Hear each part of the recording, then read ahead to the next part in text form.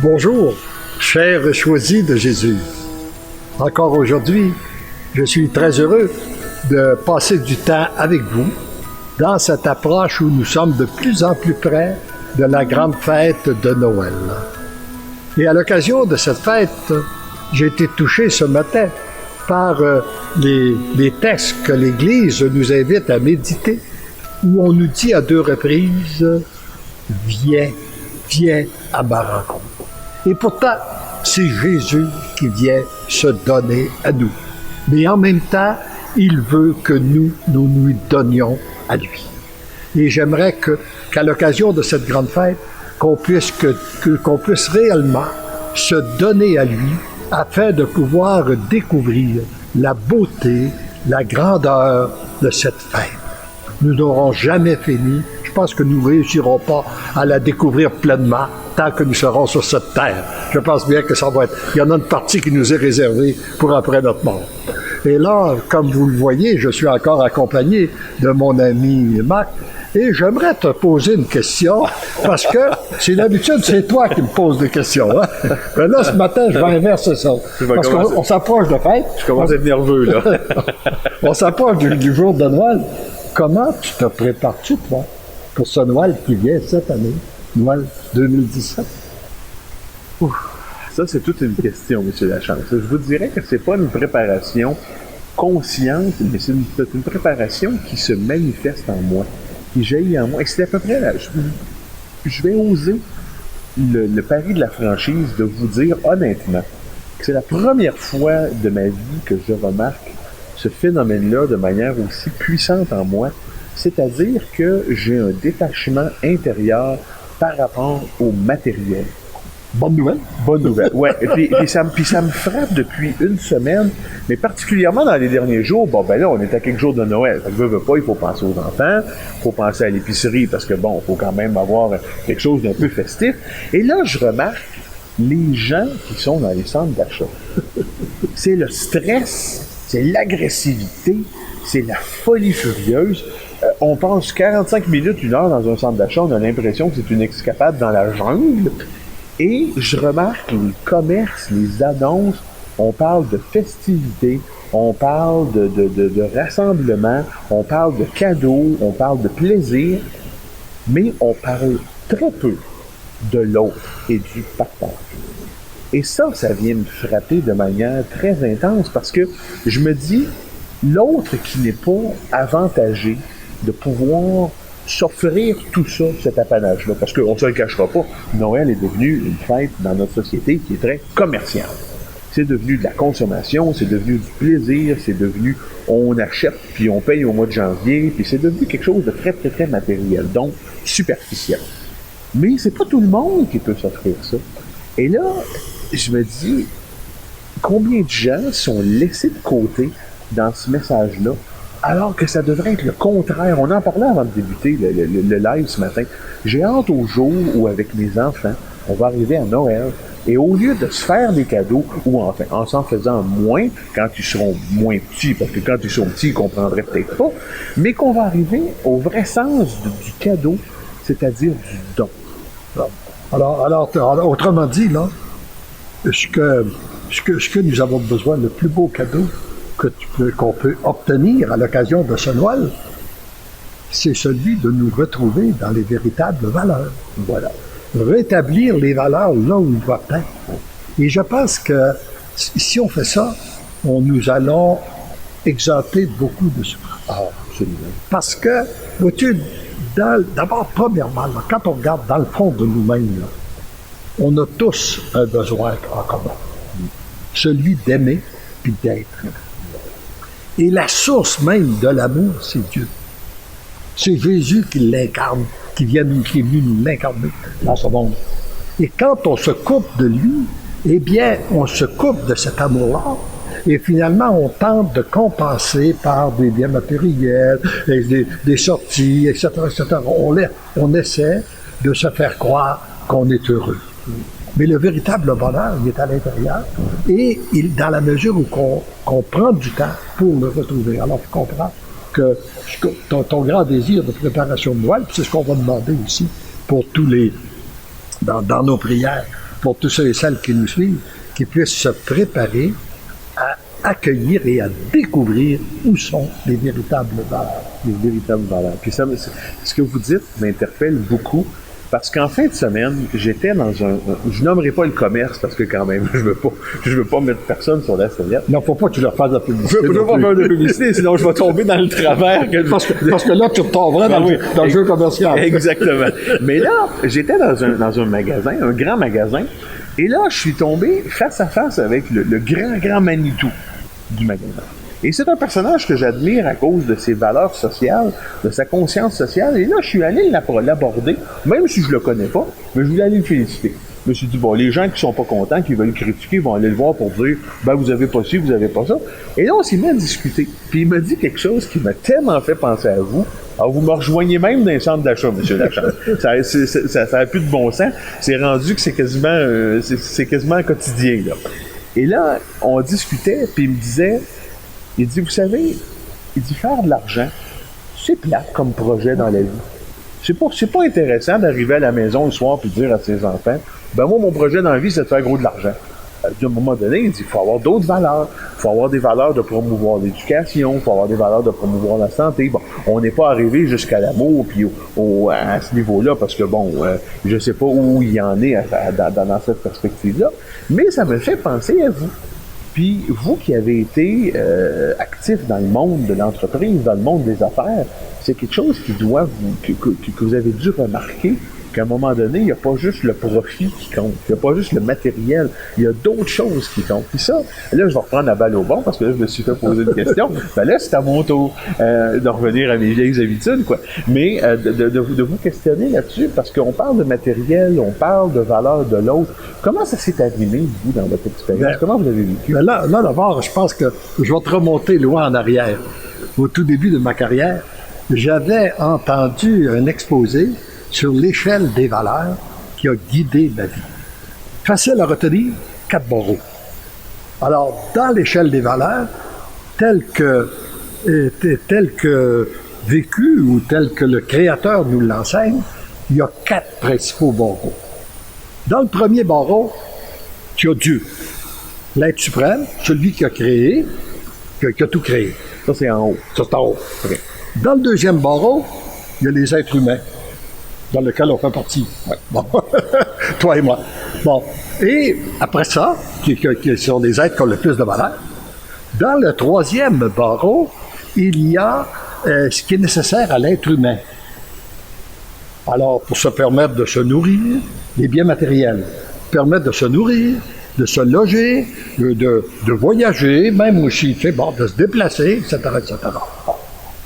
Et dans le quatrième barreau, il y a quelque chose qui n'a aucune valeur en soi, qui est simplement une invention des hommes pour faciliter l'échange des biens matériels. On appelle ça l'argent. Bon. Et le grand problème de notre société, c'est qu'on a inversé cette échelle de valeur-là. Si tu demandes à un jeune, par exemple, pourquoi tu te fais instruire? Pourquoi tout ça? Pourquoi tu vas travailler? Ben, c'est pour faire de l'argent. Faire de l'argent. Alors, la première chose, tu pars à la course de l'argent, puis là, c'est la moto, l'auto, le bateau, enfin, bon, on part à la course de l'argent, et puis, la première chose qu'on veut, c'est de l'argent. Après ça, ben là, la deuxième chose, c'est les biens matériels. Oui. Ça va avec. Et puis, la personne dit, moi, je suis tout de même quelqu'un qui a des valeurs, là. J'aimerais bien aider les autres. Quand j'aurai satisfait tous mes besoins, que je serai installé dans ma grande maison, avec, et puis, etc., là, j'aiderai les pauvres. Alors, on va s'occuper, en troisième lieu, on va s'occuper de l'humain. Mais là, qu'est-ce qu'on fait avec Dieu? Est-ce qu'il y a un être intelligent sur cette terre qui peut placer Dieu dans le quatrième barreau? Ça ne marche pas. Alors là, on tente de vivre comme si Dieu n'existait pas. On tente de se convaincre, on veut l'oublier parce qu'on a inversé l'échelle des valeurs. Alors moi, je pense que toutes ces choses-là, les biens matériels, l'argent, c'est pas mauvais en soi, mais à leur place. Il faut le placer, il faut pas savoir, parce que ça peut pas être, et moi je peux dire comme dans les entreprises que j'ai bâties, j'ai jamais voulu que les profits soient le premier objectif. J'ai toujours dit, il doit y avoir un autre objectif que ça, celui de servir la clientèle, celui d'aider les gens, que ce soit au niveau de leur sécurité, que ce soit au niveau d'avoir leur maison, n'importe. On a un rôle autre à jouer que les profits. C'est sûr que si on veut rester en affaires, ben, c'est pas mauvais d'en avoir. C'est même nécessaire. C'est même nécessaire. Oui. Bon, je ne suis pas disconnecté de ça, mais ça doit être au service d'eux. Oui. Et non pas nous être au service de l'autre. C'est là d'ailleurs qu'on bifurque. Oui, ah oui, absolument. Puis on bifurque souvent. Moi, j'ai remarqué cette semaine, j'ai vécu une petite expérience à la maison. Audrey n'était pas contente après moi. Parce que Audrey, quand le soir arrive, bon, ben, la discipline, faut envoyer les enfants se coucher, faut que tout le monde suive un peu. C'est un peu comme dans l'armée. Il y a une drill, hein, puis faut suivre ça. Puis le général maman est très fort là-dessus. Mais là, cette semaine, moi, j'ai voulu jouer les troubles fêtes. Parce qu'à un moment donné, bon, on se cachera pas, monsieur Lachance, que les enfants, cette semaine, à l'école, ils s'habillent en pyjama, ils font des jeux de société. On n'a pas vraiment l'impression qu'il y a beaucoup de matière qui pénètre les cerveaux. Alors, un soir, j'ai dit, on va sortir un jeu de société, puis on va jouer avec maman. Alors, maman a joué avec nous autres à un moment donné, mais les petits gars, bon, il a fallu qu'elle retourne s'occuper des petits gars qui voulaient pas dormir. Et là, j'ai remarqué quelque chose de tellement beau. Ça coûtait rien. Ça n'a rien coûté. Mais avec mes deux filles, j'ai eu un plaisir fou parce que à un moment donné, il a fallu que je dise, bon, ben là, il faudrait qu'on arrête parce qu'on aurait continué jusqu'à minuit. Mais c'était dépourvu de matériel. C'était pas un cadeau emballé. C'était pas une sortie qui coûtait une fortune. C'était pas un gadget ou quoi que ce soit. Puis tout le monde n'était pas devant la télé. C'était quelque chose où il y avait une interaction humaine. Oui. Et c'est fascinant, ça, quand on constate ça. Mais d'ailleurs, tout ce que nous recevons, qui est le plus beau et le plus important, nous est donné gratuitement. Oui. À partir de l'air pour respirer. Parce qu'on n'a pas d'air. Bon. Et puis, les journées ensoleillées, etc., tout ça nous est donné gratuitement. Oui. L'amour aussi. Ben oui. Et c'est plus on prend du temps pour se brancher sur la source de l'amour. Puis l'occasion de Noël, justement, qui s'en vient, c'est un moment excellent pour se brancher sur la source de l'amour, pour après ça, être capable de la donner aux autres. Oui. Parce qu'on ne peut pas donner ce qu'on n'a pas. Si je ne suis pas un être d'amour, si je suis un être rempli de haine, de vengeance, puis de rancune, puis etc., que je critique tout le temps, je ne peux pas donner de l'amour aux autres. Il faut d'abord que je me laisse transformer. Vous parlez de moi des fois. Parce que non, je parlais pas de toi, je parlais de moi dans mon... non, parce que Audrey, ce matin, dans l'auto, elle dit, ça fait ton charme. Mais elle dit, que t'es bougonneux. Surtout à ce temps-ci de l'année, les gens dans les stationnements, ça avance pas, puis c'est agressif, alors on devient rapidement soupe au lait et bougonneux.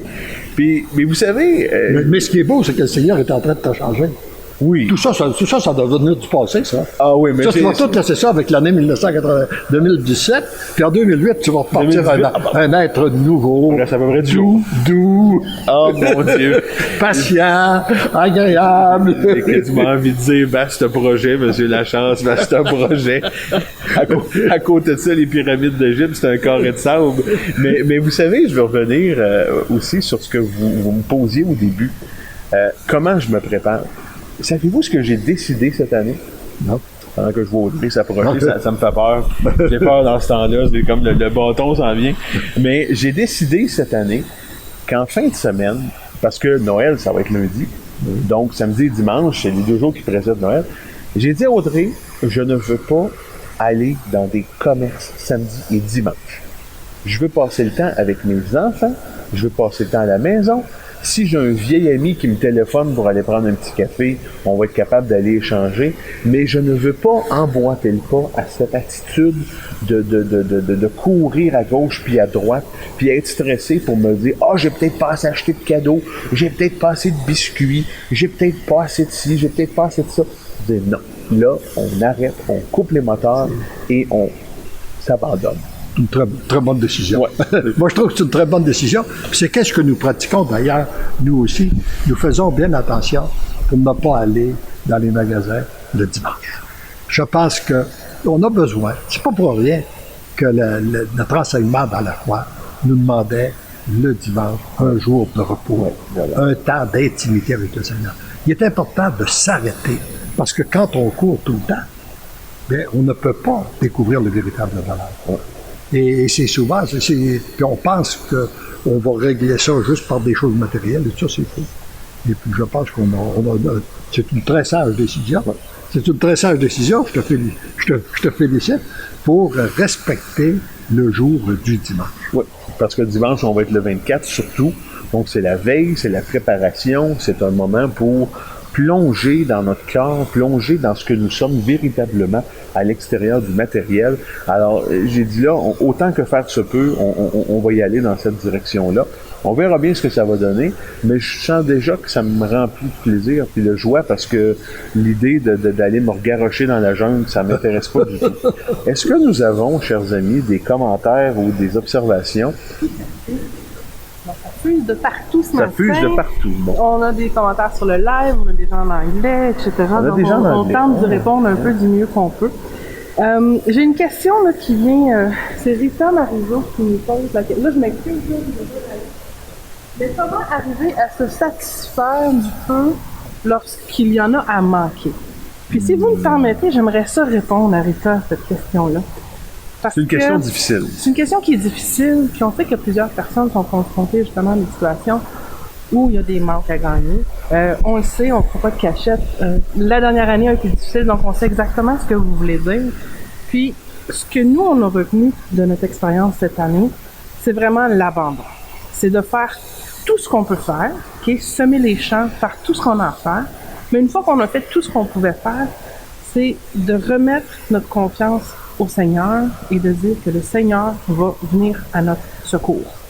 De quelle manière? Par le biais des autres. Si c'est quelque chose qu'on a appris, nous, cette année, c'est dites-le que vous avez besoin d'aide. Abandonnez l'orgueil. Manifestez-vous. Abandonnez votre orgueil. Si vous avez besoin d'aide financière ou monétaire, parlez-en aux gens. Si vous avez besoin d'aide alimentaire, il y a des ressources qui existent. Ne restez pas seul, ok? Vraiment. Les gens, là, la plus belle chose qu'ils veulent faire pendant le temps des fêtes, là, c'est de donner aux gens autour d'eux. C'est de faire du bien. On veut se sentir bien en faisant le bien. Donc, si vous avez besoin d'aide, abandonnez ça entre les mains du Seigneur, mais surtout, manifestez-vous. Manifestez-vous aux gens autour de vous qui vous aiment. Et si vous dites, oui, mais moi, j'ai personne, j'ai pas de famille, j'ai pas d'amis. Il y a des gens qui ont ce don de Dieu-là d'aimer des étrangers, d'aimer des inconnus, d'être là à leur service. Donc, manifestez-vous à eux. C'est le plus beau cadeau que vous allez pouvoir vous faire vous-même. Mais le principal obstacle à ça, par exemple, si tu me permets, c'est l'orgueil. Oui. C'est être fi de votre orgueil. Oh, énormément. Okay. J'en ai énormément. Je pourrais, monsieur Lachance, si c'était un commerce, là, je pense que je deviendrais millionnaire à vendre de l'orgueil. Oui. Je serais un magnat de l'orgueil. Et c'est tellement drôle parce que le commentaire que Marc disait ce matin dans la voiture, quand je disais que ces petites qualités, ces petits défauts font son charme, c'est que nos enfants ramassent parfois certains traits de leur père. Et je suis tout de suite en train de leur dire non, je le tolère chez votre père, mais je le tolérerai pas chez vous. Fait que, on change ça. C'est assez charmant pour le bonhomme, mais ce n'est pas pour les enfants. Non. Donc finalement, c'est un commentaire masqué qui veut dire que c'est pas charmant du tout. Du tout. Ça veut dire qu'on continue à se transformer. Bon, si on peut leur éviter la transformation, on va faire ça. On a Nicole de l'île de Maurice qui nous dit bonjour. On a Guylaine qui est toujours au rendez-vous.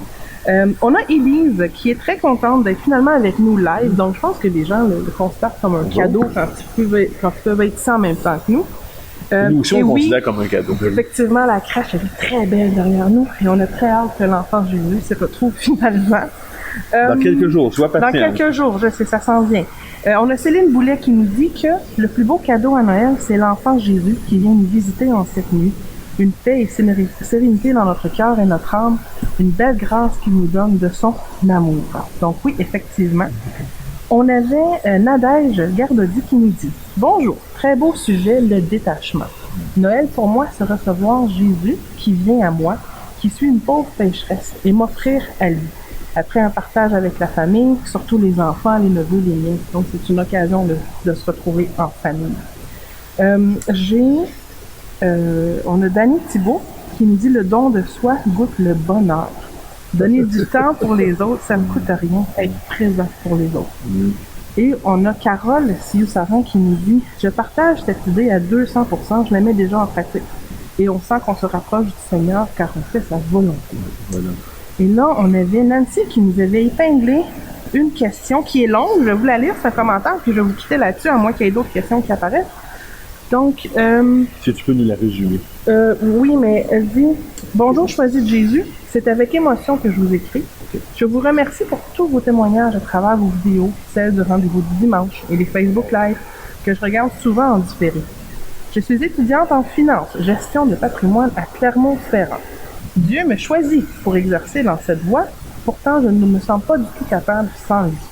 Je vous retrouve dans mon cœur et dans mes prières, en particulier en cette fin d'année, et je vous demande aussi de prier pour mon parcours professionnel. Et là, malheureusement, ma question coupe, mais je sais qu'elle parlait également qu'elle trouve que vous et Elisabeth êtes des modèles pour elle. Donc, elle tenait vraiment à le manifester. Donc, c'est ça. Mais pour vous qui étudiez dans ce domaine-là, je ne sais pas si vous l'avez déjà fait, cher ami, mais vous devez vous offrir le cadeau intellectuel pendant la période des fêtes de lire Bonheur en héritage. Et aussi les 42 ingrédients du succès. Et les 42 ingrédients du succès, exactement. Entre autres. Tous les livres sont intéressants, mais ces deux livres-là vont vous amener tellement de plaisir et d'exemples de vie. Moi, je vous l'avoue, puis je m'en cache pas, c'est un volume qui me sert fréquemment et j'ai souvent ce qu'on appelle des flashbacks. Comment réagir à telle situation? Comment m'insérer dans telle problématique? Et je reviens pratiquement toujours à votre livre, à vos mémoires, parce que il y a tellement des pépites de sagesse. Puis je veux simplement mentionner également, avant qu'on continue à discuter, ce qu'Audrey mentionnait par rapport à nous, notre expérience. Bon, naturellement, c'est notre expérience. Alors, on peut pas la transposer à tout le monde. On peut pas prétendre que tout le monde peut appliquer ça. C'est pas une recette infaillible. Mais nous, c'est ce qu'on a remarqué, que l'orgueil était une barrière, était un carcan dans lequel on s'était nous-mêmes emprisonnés. Quelqu'un nous disait, non, on n'a pas besoin. Non, c'est correct. Non, c'est beau. Parce qu'on veut jamais avoir l'air d'être dans ce genre de situation-là. Alors ça, c'est quelque chose qu'il faut enlever. Je pense qu'en toute chose, il faut être vrai. Hein? Oui. Tu sais, l'amour peut difficilement, on parle de l'occasion de la fête de Noël, la fête, c'est la fête de l'amour. Et l'amour a de la difficulté à passer si nous sommes pas vrais. Oui. La première chose, c'est la vérité. Tu dois être vrai. Et comme elle disait tout à l'heure, là, qu'est-ce qu'on peut faire quand on est quand on est des moments difficiles? Mais d'abord, il faut le reconnaître, faut l'accueillir, puis faire tout ce qui est humainement possible de faire, mais après, tout abandonner entre les mains de Dieu. Moi, j'aime beaucoup l'exemple du cultivateur qui sème quand c'est le temps, qui arrose quand c'est le temps, et qui abandonne les résultats de sa récolte entre les mains de Dieu. Parce qu'il n'y a pas de contrôle sur les vents, les grêles, les tempêtes, il n'y a pas de contrôle sur rien de ça. Même s'il a travaillé fort, il n'y a pas de contrôle sur lui-là, il l'abandonne. Puis quand on l'abandonne, moi j'ai été surpris, à maintes et maintes occasions, que j'ai reçu beaucoup plus que je m'attendais. Le Seigneur est un Dieu d'amour, est un Dieu d'abondance, et il nous comble. Mais ce qu'il veut d'abord nous combler, c'est de notre intérieur. C'est notre cœur qui a besoin d'être comblé. Et ça, c'est qu'est-ce qu'on va demander, qu'est-ce qu'on demande pour tous les gens qui nous écoutent, là, qui nous suivent sur Facebook Live, qu'à l'occasion de ce jour de Noël, là, qui s'en vient, qu'ils puissent réellement être comblés, qu'ils puissent ressentir dans leur cœur qu'ils sont aimés de Dieu. Et si Dieu nous aime, ben pourquoi qu'on ne s'aimerait pas? Pourquoi qu'on ne s'accepterait pas tel que nous sommes? Puis après qu'on s'est accepté, ben pourquoi qu'on n'accepterait pas les autres? Absolument. Puis moi, M. Lachance, avant de conclure, là, j'ai quelque chose qui brûle dans mon cœur de demander aux gens qui nous écoutent, qui nous regardent. Depuis mon tout jeune âge, moi, quand j'étais petit, je m'endormais dans le salon à regarder la crèche. J'ai toujours été un fanatique des crèches, quelles qu'elles soient. Alors, quand on allait visiter le musée de l'Oratoire avec les crèches, pour moi, c'était une fête. Quand j'approche de cette crèche-là, pour moi, c'est également une fête. Alors, je ne sais pas si les gens qui nous écoutent, qui nous regardent à travers le monde, si vous avez le temps dans les jours qui viennent, dans les heures qui viennent, quand vous irez à la messe de minuit ou à la messe de Noël, si vous pouvez prendre une petite photo de votre crèche, puis la partager sur la page des Choisis, on aimerait ça dans le temps des fêtes parce que on pense souvent aux décorations, aux lumières, à toutes sortes de choses, mais je pense que la plus belle lumière qu'on va recevoir dans les prochains jours, c'est celle de la naissance du Christ. Alors, j'aimerais ça si les gens acceptaient de le faire, d'en mettre quelques-unes, puis ça va égayer notre cœur de voir dans votre coin de planète comment la nativité est représentée. Alors, on aimerait beaucoup ça. Alors, si ça vous intéresse, je vous lance l'invitation, puis, écoutez, on verra vos chefs-d'œuvre photographiques. Ah ben c'est merveilleux. Qu'est-ce que le Seigneur passe pour toi, là? C'est exactement. Il n'y a pas rien de plus beau. Il n'y a pas de chose plus importante de se concentrer sur ce Jésus qui vit. Oui. Pour être comblé, puis après ça, on pourra combler les autres autour de nous. Alors, je pense qu'on peut conclure avec ça. On peut conclure avec ça, oui. Et puis, à ce moment-là, c'est qu'on vous redit, comme on vous l'a dit sur notre vidéo de Noël, là, on vous redit joyeux Noël. Joyeux Noël. Et n'oubliez pas, parce que l'amour vous aime, vous devenez l'amour. Bonne semaine.